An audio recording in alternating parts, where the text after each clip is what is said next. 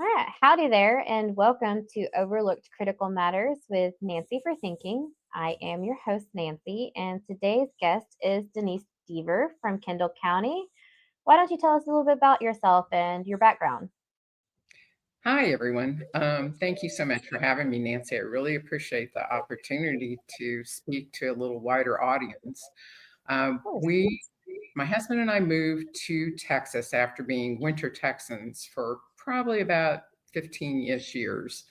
Hmm. Um, when I retired in 2013, we were packed and down here within 3 weeks. We didn't have a Oh, home.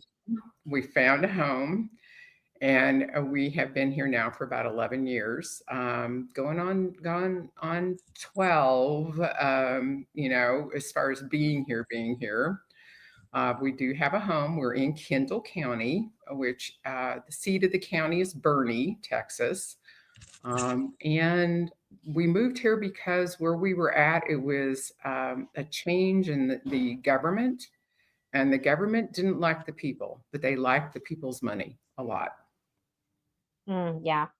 Yeah. Well, I mean, honestly, I'm happy to have you here because you've been someone I've been able to lean on from the beginning. So I'm glad to be able to talk to you and have you here on this journey.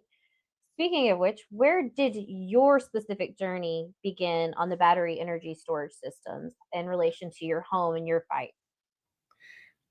I physically am not on top of a site. We are disconnected by probably about 10 to 15 miles. Okay. What I am is an activist. I started out my fight in Kendall County against TxDOT, and they wanted to place a 26-mile loop around this tiny town of a little over 20,000, so they could use us as a air and trucking route around San Antonio. San Antonio has a large aquifer that they protect down there, and they don't want any hazardous waste, and they don't want the air quality to go down in San Antonio. And they've already lost like 4 air quality. So that's people knew me. They knew my name. They came looking for me, and they asked me to please come and see what was going on with these people that are trying to get an abatement and bring in this battery energy storage. They thought they were going to be a lithium battery storage center. That's what they thought they were. So they didn't Storage. even understand what they were either at that point. They had no clue. They didn't even know what they were fighting against. All they knew was that it was dangerous. They got that, but they didn't even understand what the process was or why they were even coming to that part of our county. Yeah, that sounds like they really came to the right person. You got a lot of information together for them. You've gotten a lot of information to me too. You've been very good for helping me on my journey. Well, and it's a collaboration because there's so many people in Kendall County that are very active. We fought the fight. That's what I was telling you. 26-mile, 305 to 500 right-of-way road. It would have gutted the hill country in Kendall County. So we'd already been there. We'd done it for years, and we finally got past that. But we were used to paying attention now. We pay attention when something Hmm. shows up. You got to have that radar on. And there is a lot of different people. We have a wonderful woman in Kendall County that's a retired MD, and she's a researcher. She helped. She found out exactly what was going on with these lithium battery storage centers. She put out a report that gathered all the information she could find at the time and provided it to the citizens. I would say within 4 to 5 months after the abatement process was stopped. By the way, we stopped that. They did a town hall, the Comfort People, which is the closest unincorporated town to the battery placement, and they stopped the abatement process. They said, we don't want you. We don't want you to have our money, and we don't care what you're offering us. And Wonderful. that was the other thing, is we found out that they go behind everybody and offer something to each governmental body, including the schools. Actually, I think it's in Harper, Texas. They recently offered to build them a fire department. is one of the things I heard. I had And heard that. stop and like get all the equipment and stuff for it, which boggled my mind because like that's a nice gesture, but that's not going to do anything for the problem itself. No.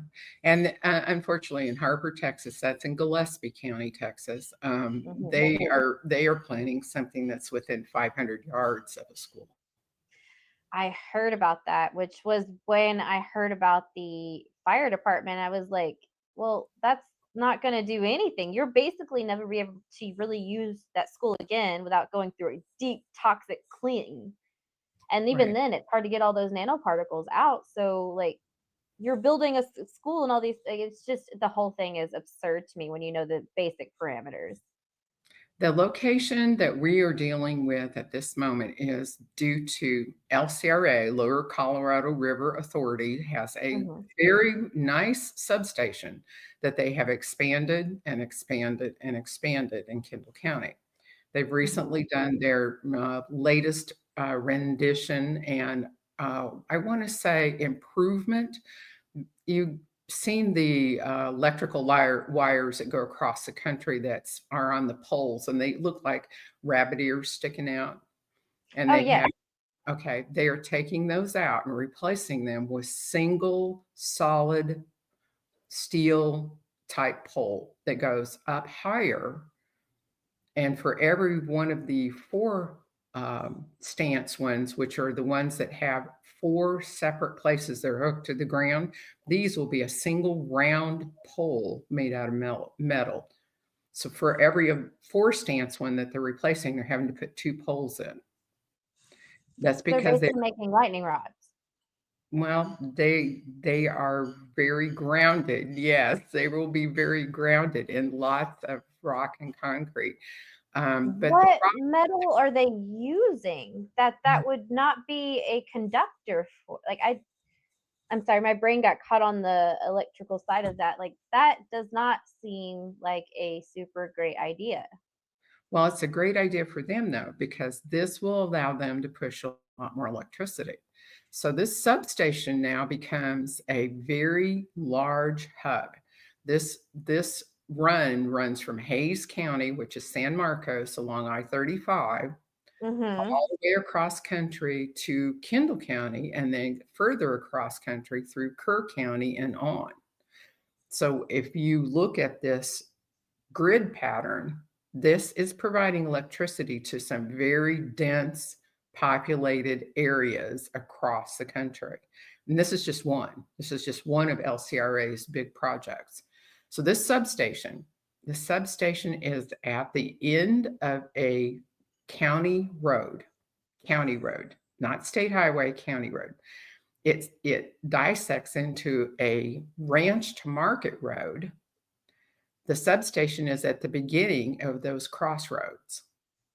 It's a 3.5 mile ranch road. Basically, it's just a ranch road that got paved, is what it is. It's a county road that dead ends at the big ranch, Flat Rock Creek Ranch. And that is the name of the road. That is also the name of the substation, Flat Rock Creek Substation for Lower Colorado River. The Isn't that first, also where they're building the battery storage is on that road?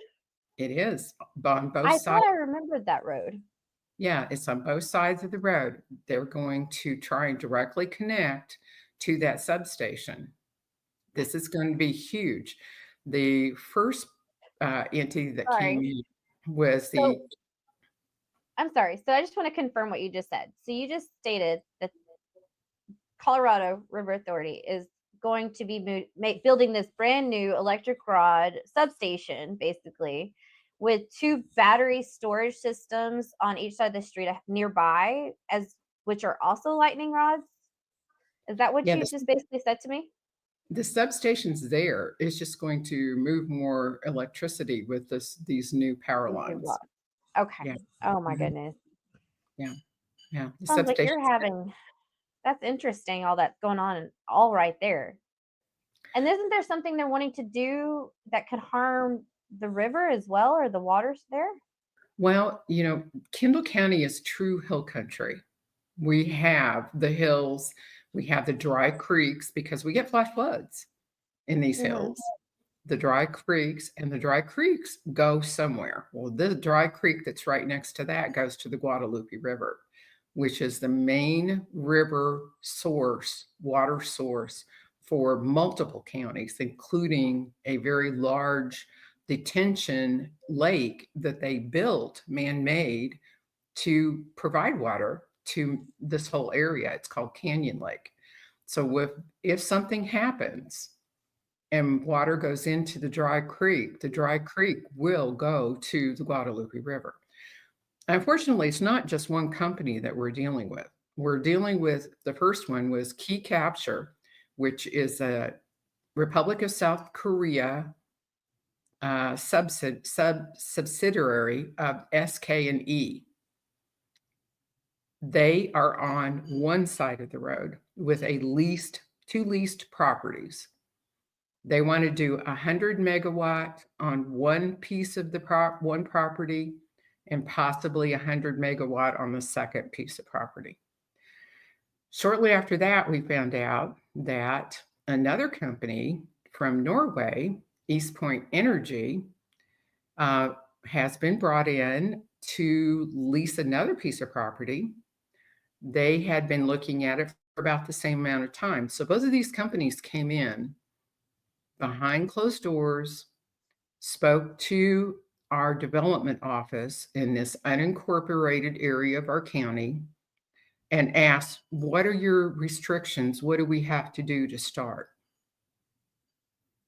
Since a battery energy storage system has very few restrictions at all, they're not a utility.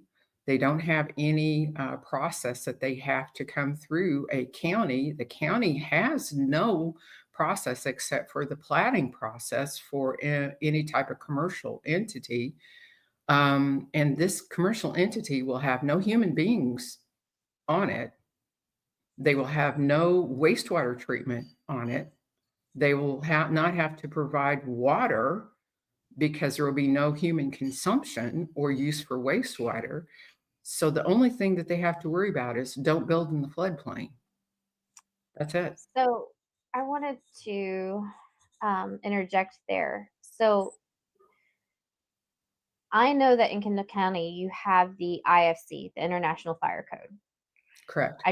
Which is supposed to be the best and greatest version of the fire code that's out there, which is incidental because in Van Zandt County, we did find there's a way to use the water.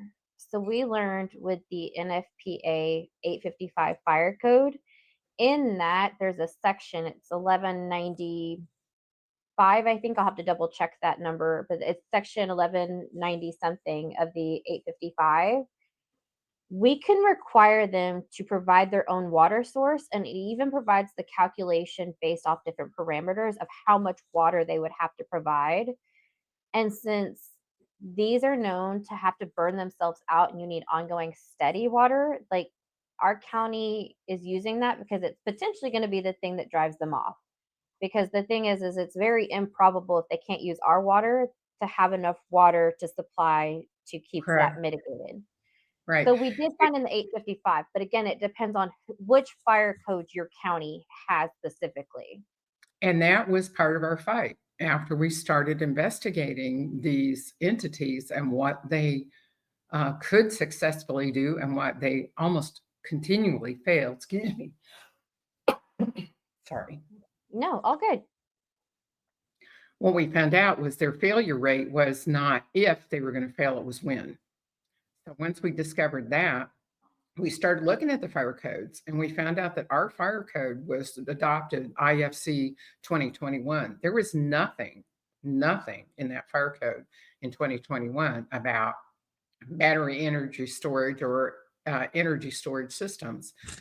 We found the NFP 855. We started studying it and finding out, yes, it had beneficial stuff in it.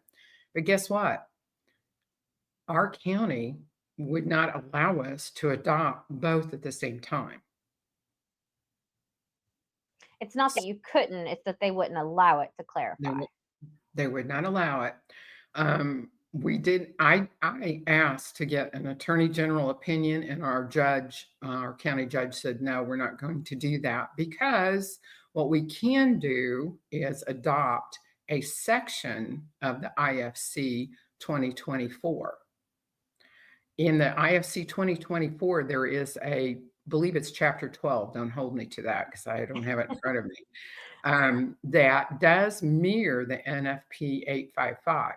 The problem with the IFC is that it has to have that section in there written that it says whatever code is the strongest language you can use, whether it's NFP 855 or the IFC, that's the one that you can use in this situation. And I pray that we adopted that section that says that. And I don't know that we adopted the section you're talking about on the water. I will send it to you if I haven't already, and then let you review it because it's in. I'll send you the letters that we sent to the company and their response. So you kind of see what that looks like. So it kind of guides you better. Okay. Yeah. Um, what we're dealing with is two separate foreign entities. And the second one that I started talking about was, excuse me, East Point Energy, and they Mhm. are out of Norway. They originally leased the land with an option to buy. They have now relinquished their release, and they are going to purchase 10 full acres. They want to build 350 megawatts. So on this dead end 3.5 mile road, at the very beginning of it, as you turn off of the Ranch to Market Road onto this dead end ranch county road, you will have 200 megawatts on one side of the road, 350 megawatts on the other side of the road. That is that's insane to me. Like that's insane.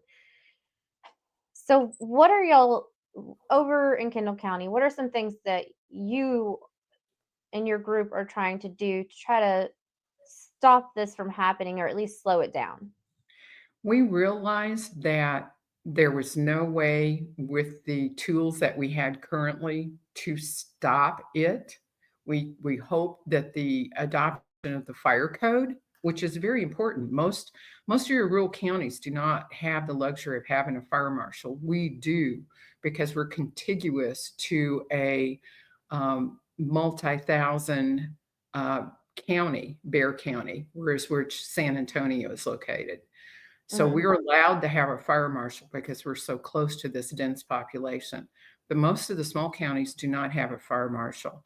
If you cannot engage your fire marshal that you're assigned from the state fire marshal's office to help you and figure this out, as you have in Van Zandt County now, you're sunk. You're just sunk. You have no first defense. But that first defense will not keep them out of the hill country where we're at. We are a primary groundwater management area. PIGMA is what it's called. It is a designation that was given to us by the state of Texas. It is in a piece of legislation from the 1990s that says you all are going to run out of water in about 50 years. We know this. We know that you have a groundwater problem. You do not have sufficient groundwater in your area. Our county and our sister county, Kerr County, Kerrville is the seat of that county, also is in Pigma. We looked at that to see, is there any way that we can say we don't have enough water? We need you to recognize this. We need you to realize. So the companies came back and their talking point was, we don't need any water. So we knew we were in trouble at that point. We had to look for something else. What we found was, it was brought to us by a activist that has a not-for-profit, Terry Hall. She has Texas Turf, and she brought us the information that, geez, you guys, did you know you can do something through the Texas legislature that has already been passed as law? It's called a 391 Regional Planning Commission. And we're like, well, yeah, we're part of the COG system, the regional planning system. We're in the Alamo area regional planning system. She's like, no, you can do a sub-regional. I'm like, what can we do with it? Well, you can make these state agencies and that are running these operations that are going to hook up to these private companies to store the energy for them. You can make them come to the table and you can tell them this is not a safe place for you to allow your build out of these storage areas that you're going to utilize and pay money to and get money from. Yeah. So that's where we're at. We actually this week successfully passed all of our legal documents to create the 391 with Kerr County. So that is now successfully started. They are having their first Wow. meeting tomorrow. Tomorrow, are you gonna be there? I don't know if I can be there or not. They are going to hold it in Kerr County, and I don't know if like logistically can do that. I'm still working on that. Okay. Well, I'm curious what that ends up being said personally. I'm very curious of the follow-up because, we're not far off your curtails over here with ours. We just passed ours yesterday, and another city passed theirs the night prior, so we are officially have our second. So we're right behind you. We're moving along. I think the strongest thing that you can say is in your resolution. When you create that resolution from the county commissioners court stating why it's a bad idea to be here, what you would expect them to do for you, to talk to you about that. Very common sense things is like, why would you put an entity that has a very bad track record and extremely unreliable, processes that they have inside their battery storage centers that, consistently have shown they cannot function without having problems. Why would you put that on a dead end road with no ingress egress? Why would That makes you in the hill country that is wildfire country? We are wildfire country right here. We even have a complete wildfire management plan that was passed by the county because that's how dangerous it is here. and you already have a water struggle, so And having that what as an ongoing issue is a problem too. correct, correct. So Wow. we're not trying to say you can't do best. We're trying to say this is not where best needs to be. So This is the wrong place to put Bess in the hill country. so your overall goal or outcome or potential hope is that they recognize that the area they have chosen for these builds is unsafe and could be catastrophic. Correct. And if this particular substation goes down, if if something would happen in that area and that substation will become compromised, at that point, you're going to take down that long electrical grid that I was talking to you about from Hayes County, San Marcos on I-35, all the way across to Kendall County, Kerr County, and then on. That grid could be compromised. Yeah, that is, needless to say, significant. Wow. It just seems like every time I look at a different best builds in a different area, it just gets worse. Like I have yet to come across, and maybe I'm just missing it, but I've been looking for a lot of different best builds and I have not found a story where a neighbor county or people didn't feel either like they were ran over, they didn't have a choice, or that they've already dealt with repercussions from the builds themselves. And it's not good. I've not heard anything great yet. Well, it's very it I talk about the dead end road and the ranches on the dead end road. There's no back door on this road. When I say dead end, I'm talking about you could not get through this even with a four-wheel drive, Nancy, because it's it's fenced. It's heavily fenced. This is ranch area. This Yeah. is agri area, and we're not talking about flat lands where you can go gather up the cattle or whatever is out there that they are ranching. Sometimes it's wildlife, wild game. You can't go gather them up and move them around. That's not going to happen. Nope. And you can't get through those fences. The other thing is that unbeknownst to most people, if you look at an aerial view of this substation where it's located, excuse me, You see that the high school and major churches moved out of a area that flooded continuously to an area that was up higher, and it's 1 mile from the substation. That seems to be another trend that I seem to be noticing because even just in our county, there's a city called Edgewood, and they're wanting to build it not even a half a mile from the school. It's like 1,200 feet or something. Right. So it just, I don't understand how if we know that they have toxic plumes, require all of these hazmat fire evacuations, especially the evacuations part for no minimum of a mile. Why would you allow it to be built next to children? Well, Children. and that's the problem. We're not allowing it. There are no laws on the books that address any potential hazards of this BESS. Nobody's discussing it. It's not happening. This session, we have several very, very active members, especially our senator and our House representative, have stood up and they're saying things. And I think yours are too. And Kerr County also has. But that's because the people have been able to speak to them before this session started. How many counties are going to get blindsided?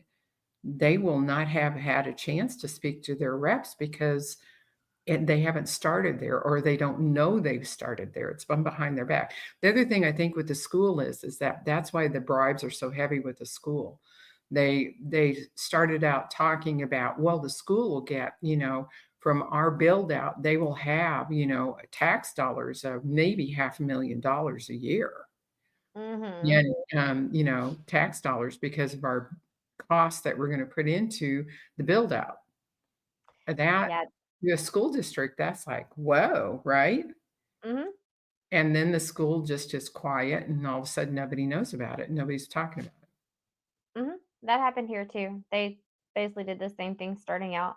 The difference of property tax going from 8,000 personal to 260,000 commercial versus, and then also the school gets the significant amount back. Yeah, I heard that as well, but it just, Right.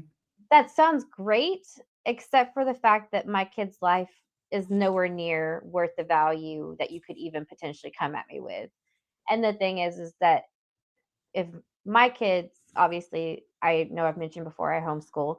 So, but that's not everybody. My sister's kids go to public school, and if they built one right there by my nieces and nephews, I would be livid because those are my babies too, and I want to protect them. I want to protect all children. Anybody should want to do that at the very basic, and to not feel like there is anything you can do, and that the money or a cost of money could be substantial of any kind like, that no, there's just no reasoning to that in my mind, I'm sorry. It frustrates me when I think of being close to the schools and then obviously in my county as well.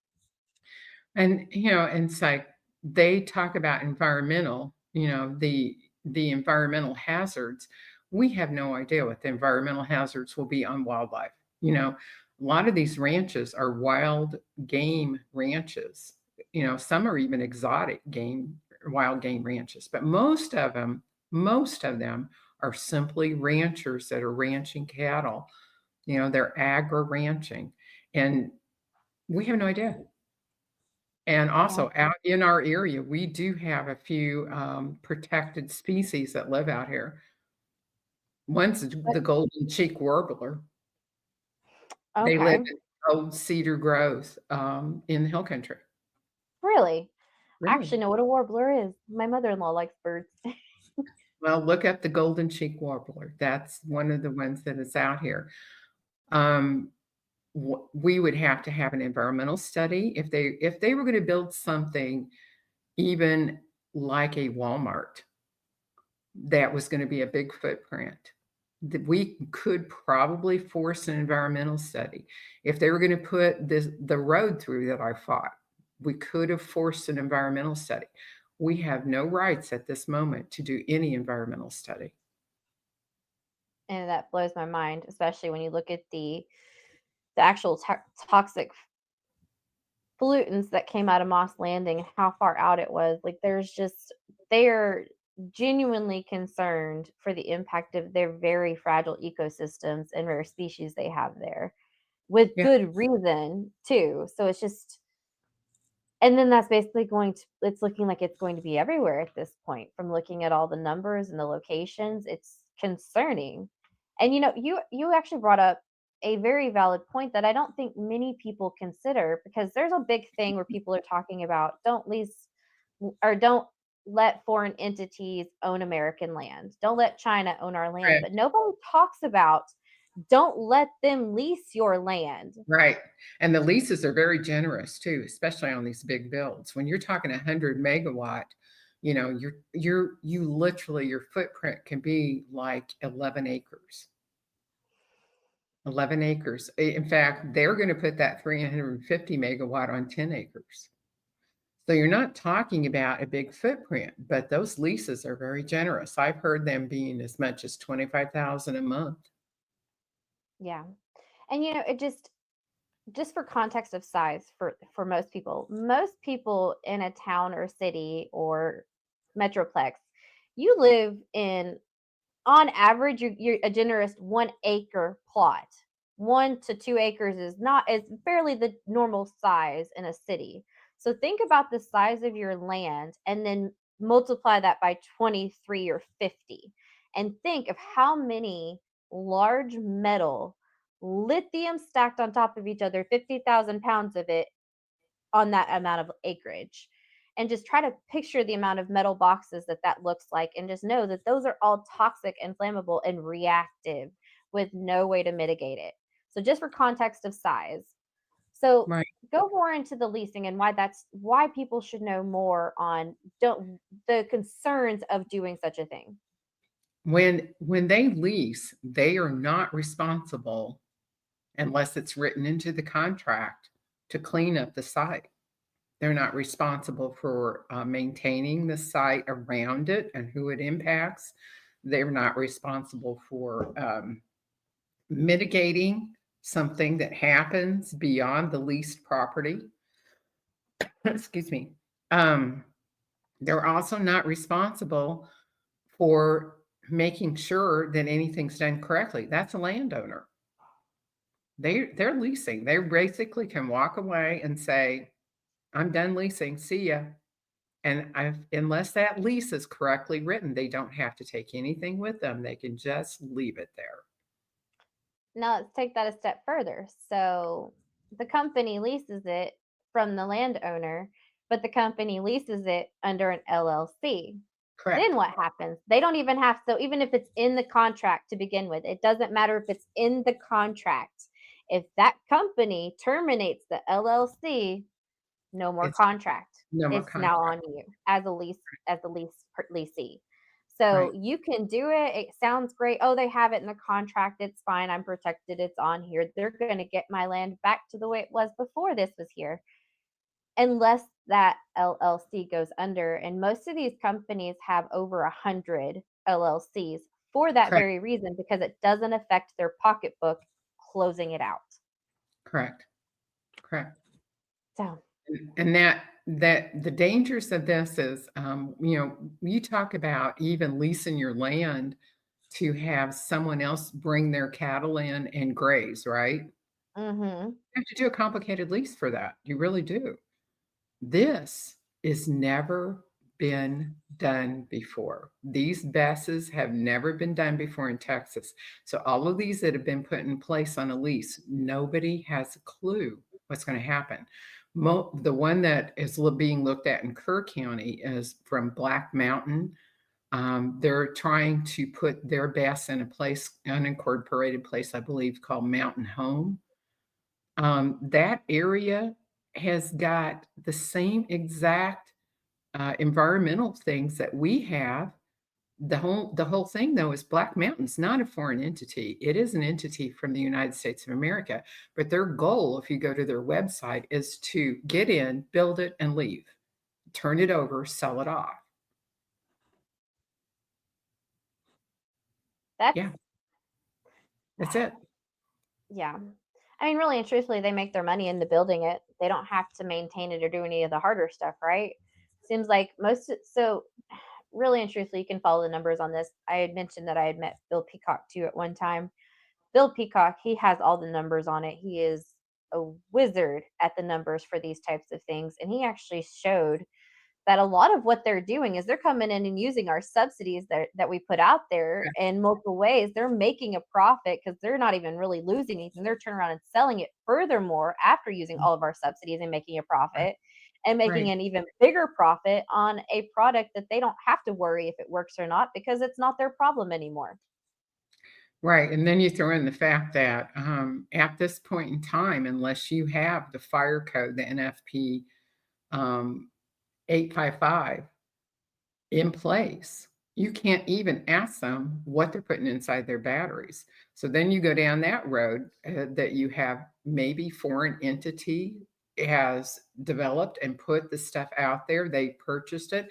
They put it inside this battery storage container. You don't know what they're hooked up to. These are run by computers, folks. These are run by computers, and these computers run the sensors. Well, if you remember at a little bit ago when I mentioned we have the NFPA 855 and we happened to ask for that information and we actually got the answer and discovered that the people building the pieces that you're speaking of that could be of concern, the sensors and control systems, are being built by a company called CATL. CATL is a CCP owned company.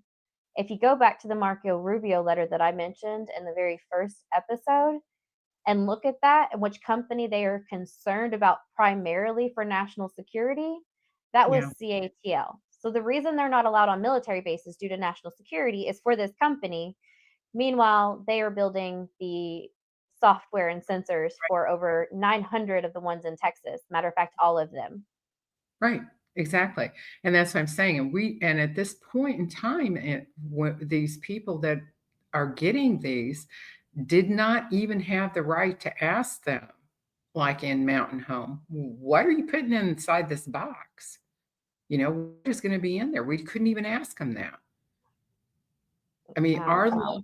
legislation that we have on the books right now at this moment doesn't allow us to say anything other than don't build in the floodplain for Wow. unincorporated Kendall County, unincorporated Kerr County. There's So, a lot that needs to be fixed.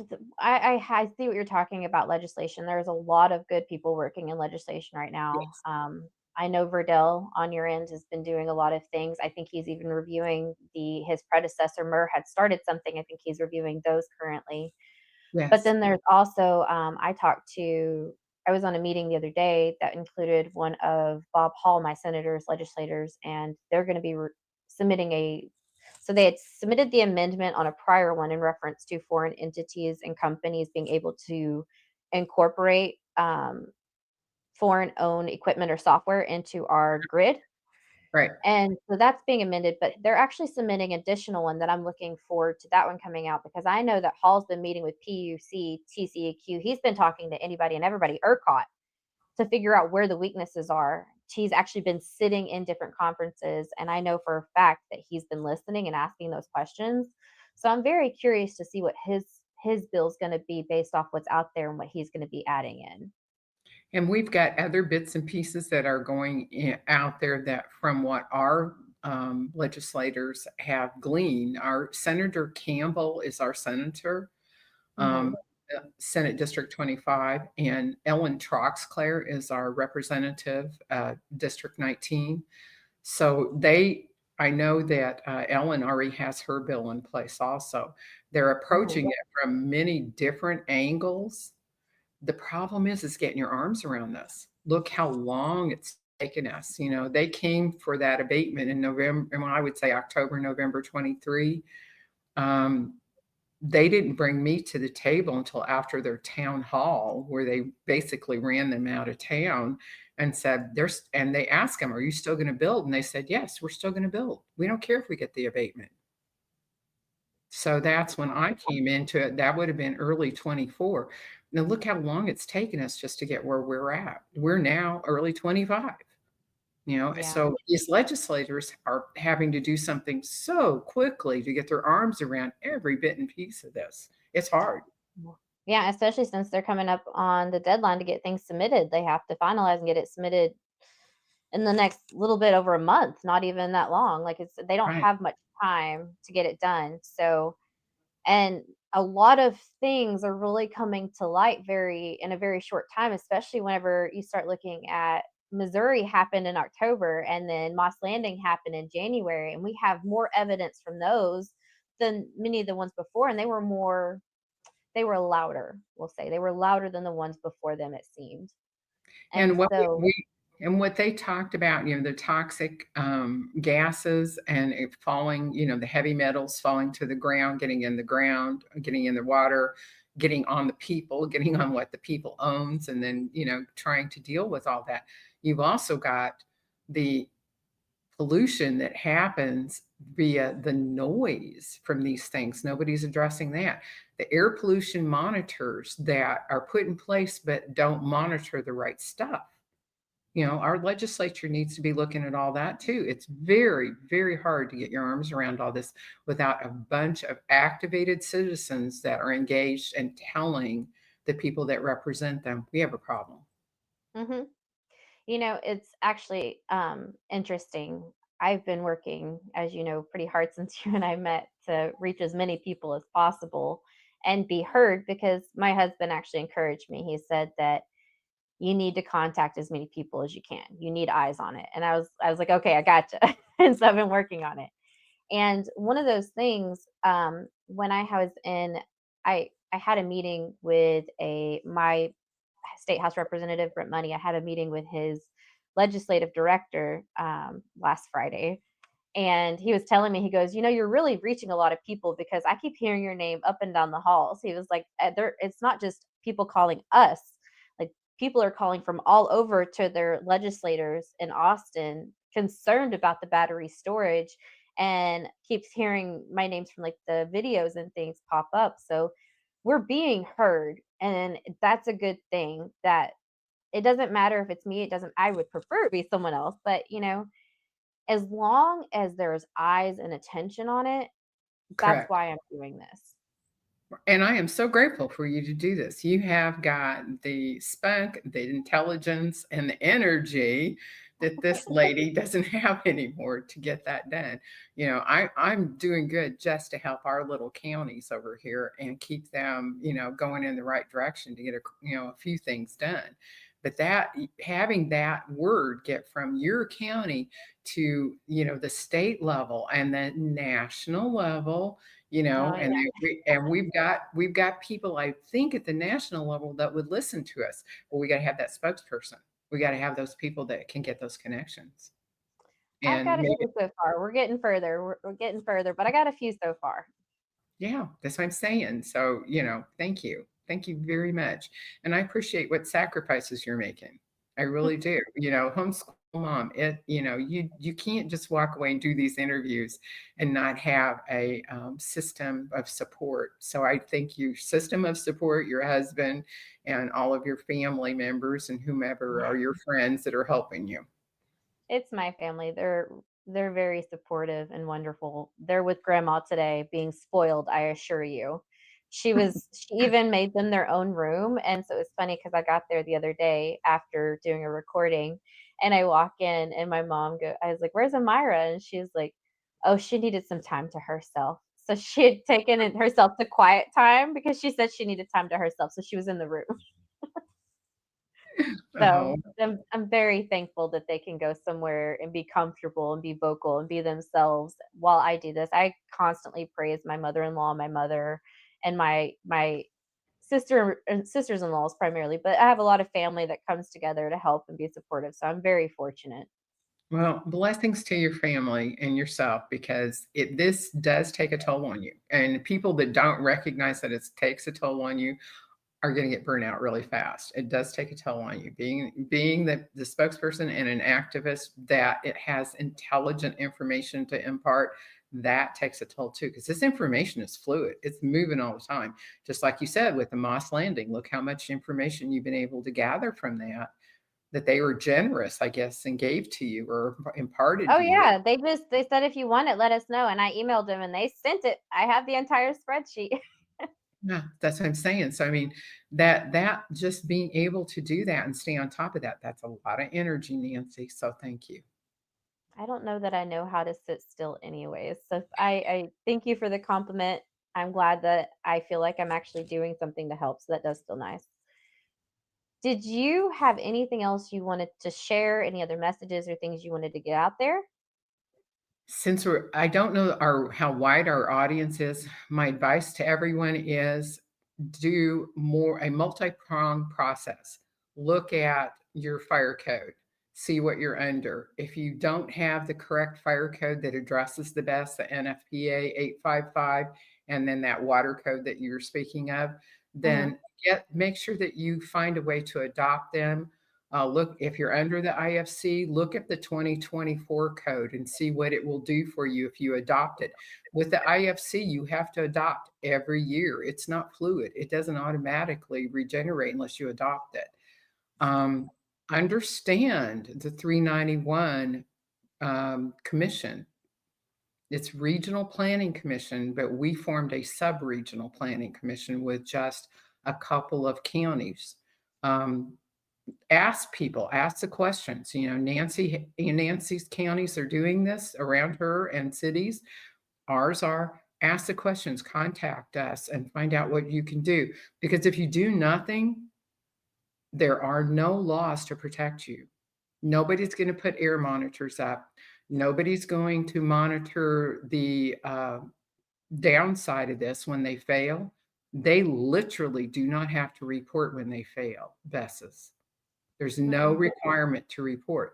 You will not know it until the alarms go off if it's close to you and the smoke starts rolling. And at that point, it's too late. I actually found it interesting when I was talking to Heather from California last. She was explaining to me that the way that they had the emergency plan set up anyways was if one battery caught fire, they had 80,000 catch fire. So their Right, emergency plan was so insufficient for what had actually occurred that there was no preparedness. So what you're saying, it's so true and so concerning. And then when you circle back to it being by the schools, by the time it's there, it's already got the toxins out there at that point. It's already exploding and going into runaways. So that's a problem. So, right.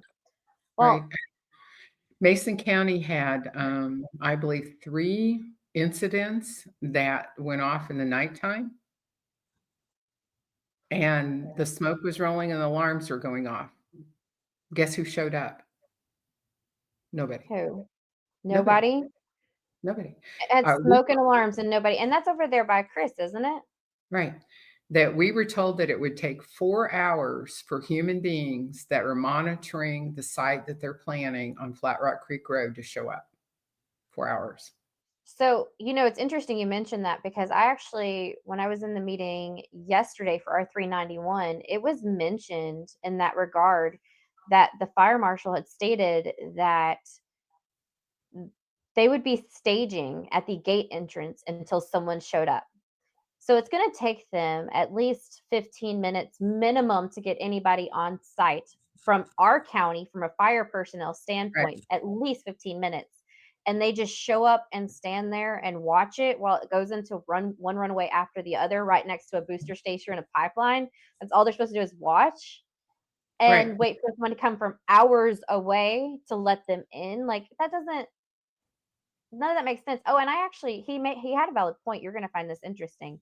A lot of the reasons that there's no cause known for the fires has to do with the fact that fire marshals and investigators have a certain amount of time frame that they can go in, but these burn for so long from the start that it typically exceeds the time frame that they have to go in to verify what was the original cause, that anything after that time frame they have to get a warrant to do, which is basically impossible to do with these companies because how they are situated.